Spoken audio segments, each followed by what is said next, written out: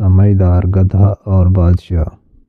کسی دور دراز سرزمین میں ایک عظیم الشان بادشاہ حکومت کرتا تھا۔ اس کا نام بادشاہ فریدون تھا۔ اس کی سلطنت خوشحال تھی، شہر آباد تھے، بازار میں رونقیں تھیں اور لوگ بظاہر مطمئن تھے۔ مگر ایک مسئلہ تھا، بادشاہ خود کو سب سے زیادہ عقل مند سمجھتا تھا اور کسی کی بات سننا اپنی توہین سمجھتا۔ بادشاہ کے دربار میں بڑے بڑے وزیر، عالم، مشیر اور فلسفی موجود تھے، مگر بادشاہ اکثر ان کی رائے کو نظر انداز کر دیتا تھا۔ وہ کہتا، میں بادشاہ ہوں، عقل بھی مجھ میں ہے، سب سے زیادہ ہے۔ اسی سلطنت کے ایک گاؤں میں ایک غریب مگر ایماندار کسان رہتا تھا جس کا نام کریم تھا۔ اس کے پاس ایک گدھا تھا جو دیکھنے میں عام سا تھا، مگر اس کی آنکھوں میں عجیب سی سمجھداری جھلکتی تھی۔ گاؤں کے لوگ مذاق میں کہتے، کریم تیرا گدھا تو انسان سے زیادہ عقل مند لگتا ہے۔ کریم ہنس کر کہتا، اللہ کی مخلوق ہے، جو کام دیا جائے ایمانداری سے کرتا ہے۔ لیکن حقیقت یہ تھی کہ وہ گدھا واقعی غیر معمولی تھا۔ وہ خطرے کو بھانپ لیتا، صحیح راستہ خود چنتا اور کبھی لالچ یا جلد بازی میں غلطی نہ کرتا۔ ایک دن گاؤں میں اعلان ہوا، بادشاہ فریدون نئے جانور خریدنا چاہتا ہے، خاص طور پر ایسا جانور جو مضبوط، بردبار اور سمجھدار ہو۔ کریم کے دوستوں نے اسے مشورہ دیا، اپنا گدھا محل لے جا، شاید قسمت بدل جائے۔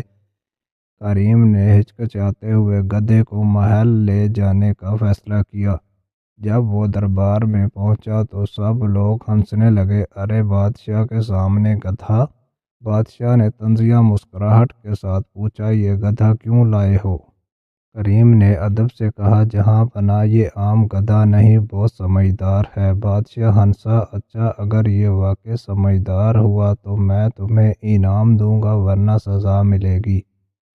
بادشاہ نے حکم دیا، اس گدھے کو بھول بھلیا میں چھوڑ دو، اگر یہ خود راستہ ڈھونڈ کر باہر آ گیا تو مان لوں گا۔ گدھے کو محل کی پیچیدہ راہداریوں میں چھوڑ دیا گیا۔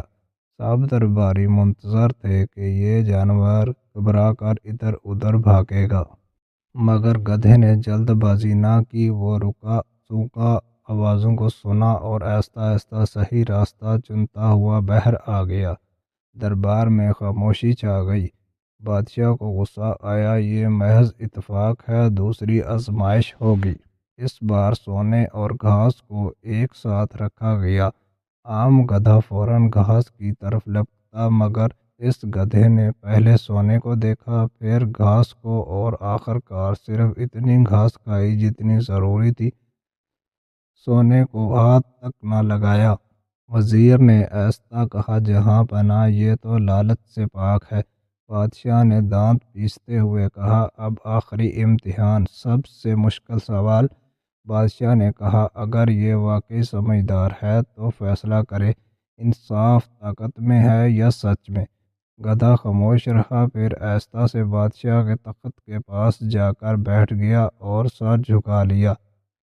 درباری حیران تھے۔ وزیر نے کہا، یہ کیا مطلب ہوا؟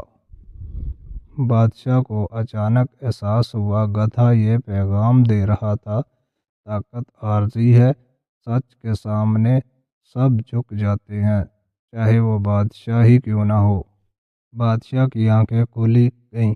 بادشاہ فریدون پہلی بار خاموش ہوا۔ اس نے خود سے سوال کیا، کیا واقعی میں سب سے زیادہ عقل مند ہوں یا میں نے غرور میں سچ سے آنکھیں بند کر رکھی ہیں؟